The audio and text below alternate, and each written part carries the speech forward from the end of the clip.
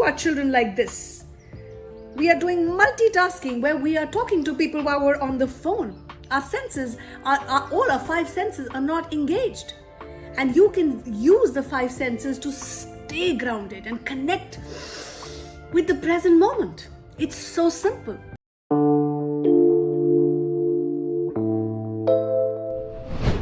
Hi everyone, this is me, Jyotika Bedi, founder of Happiness is Love. We make relationships better. Do you want to learn what grounding techniques are? Do you want to learn the techniques so that you can release stress, anxiety, or those unwanted thoughts? Well, if you're ready for this journey with me, I'm very excited to share with you. It's early morning, I can hear the birds chirping, and I thought it was the perfect time for me to make this video and share with you what are grounding techniques. Sometimes life throws a curveball and you find yourself feeling overwhelmed and stressed and helpless.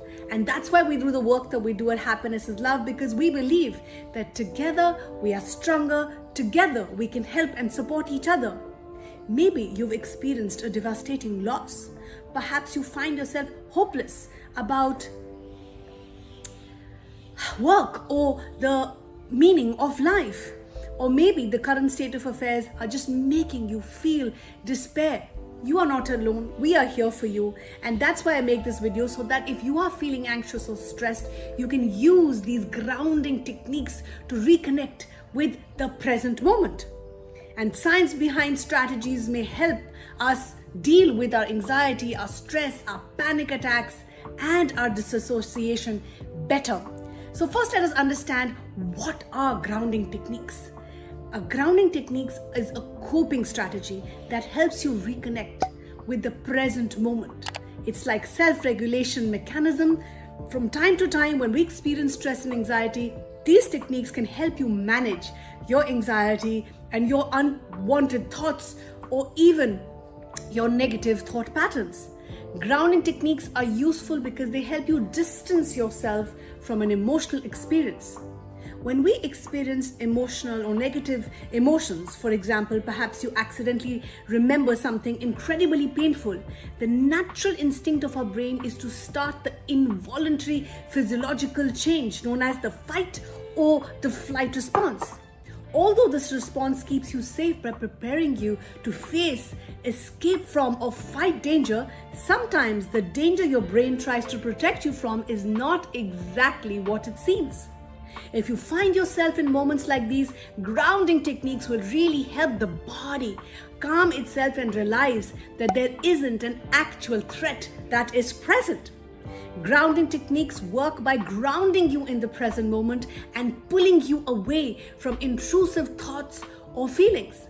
And this refers not only to having your feet on the ground, but also the mind on your ground, which is very, very important. When you turn your attention away from thoughts, memories, or worries, you can focus on the now, on this present moment. So again, like I said, grounding techniques can be categorized into mental, meaning focusing on your mind; physical, meaning focusing on all your senses; soothing, meaning talking to yourself in a very, very kind and meaningful way. So grounding techniques, like I said, are very, very simple, and I want to demonstrate to you how it really works. And believe me, this will help you connect with all your five senses, because we've all become digitally so distracted that all our five senses are not in sync. Number one, I want you to focus on 5 things you can see. Look around you and see 5 things you can focus your attention on. It could be anything. Like for instance, for me, I can see this beautiful view. I can see beautiful plants and trees, and I'm marveling at nature. It can be anything in front of you. It could be a wall, a painting, your phone, things that you are a little further away from you. It could even be the sky or a building.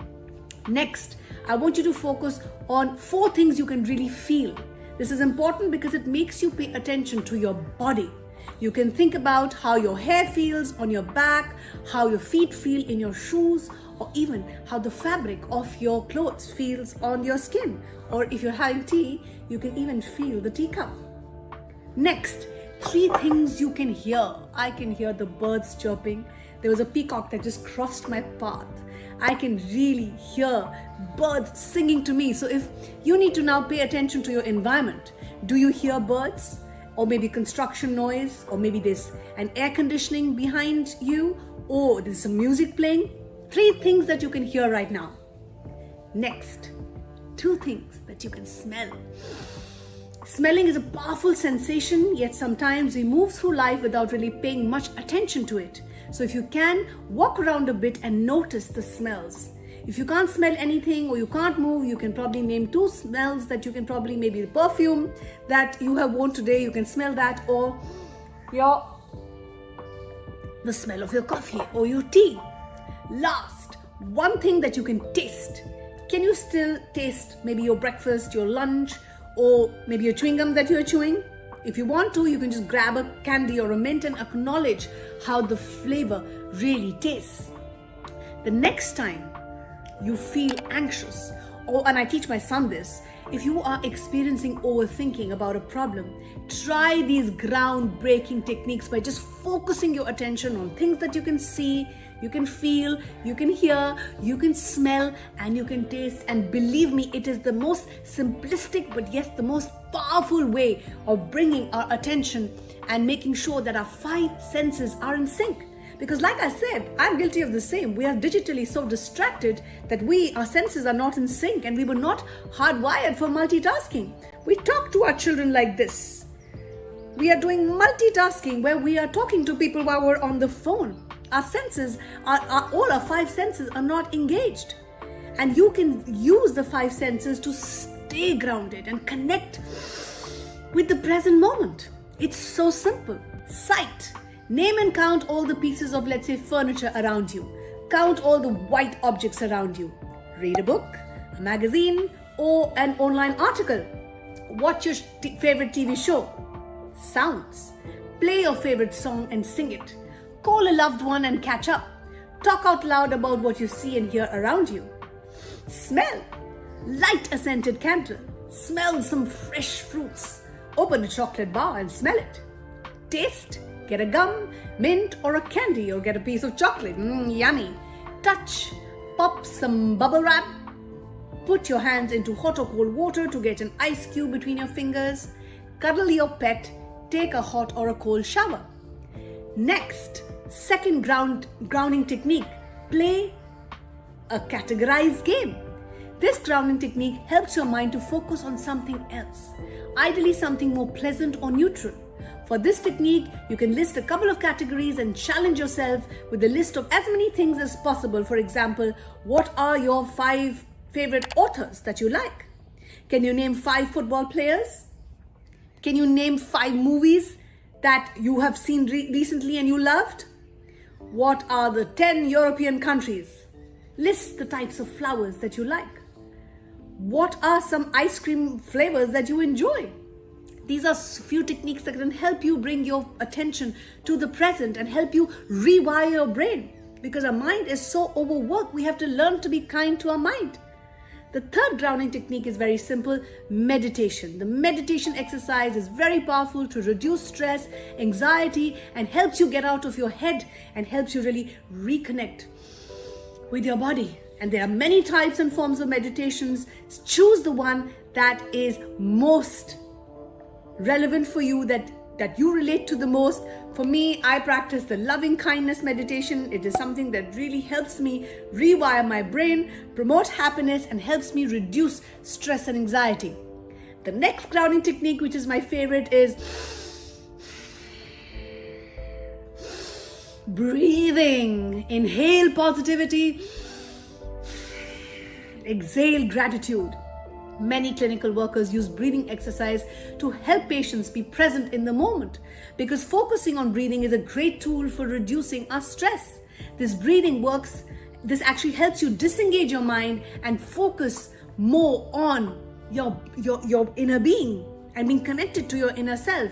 I take deep breaths at least 100 times during the day. I start my day with deep breaths. During the day, if I'm feeling swamped and overwhelmed, I take deep breaths when I'm exercising, when I'm in important meetings, even before I go to bed, and it's become a part of who I am. The next grounding technique is move your body. Again, this is something I teach my 18-year-old son. When he's feeling swamped, when he's feeling anxious, all I tell him is move your body. Little things like just doing jumping jacks, going out for a walk. A simple exercise will help you distract your mind from those negative spiral thoughts and rumination. Exercise, we know, is very good, but why? Why? Because it's good not just for our physical, but even for our mental health. It boosts happiness hormones, reduces stress, pumps up serotonin and endorphins, which are very, very important hormones for our happiness, for our health and our well-being. So please understand that these healthy habits can actually benefit your life hugely. They will boost your memory, they will boost your mind, and they will boost your energy levels. Next grounding technique is very powerful, which is be a narrator. Be the narrator of the world, of things that are going around you. You can mention who you are, your name, where you are, and how you feel. When you describe what is going on around you, you must be attentive.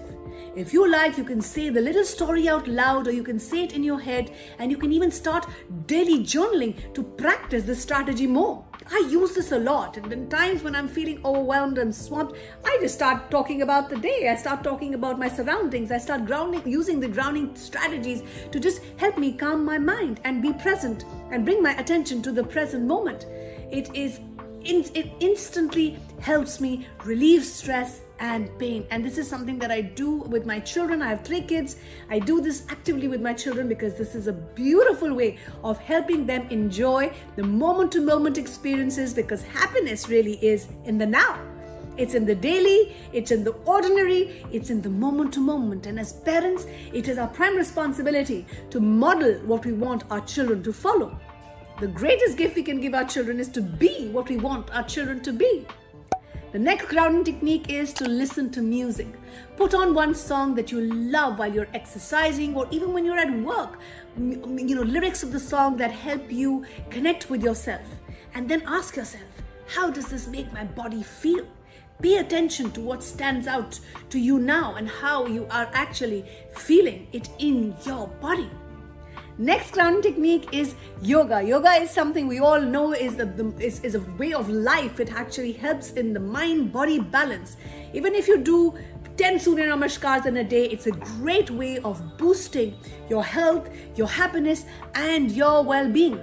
Final thoughts on grounding techniques is grounding techniques are again coping strategies that may reconnect you in the present moment, because we're either living in the past or in the future, and it really takes conscious effort, daily practice to be present. This will help you overcome your anxious thoughts and feelings, your unwanted memories, help you in de-stressing or even disassociation. You can try as many grounding techniques as you want. The more you try, the higher the chances that you'll find something that will really work for you. If you're struggling with any of these, please reach out to us. We at Happiness is Love really care, and we are there to help support you, be there for you, because we believe together we are stronger, together we shall win. Thank you for all the love, all the support. Keep smiling, keep shining, keep inspiring.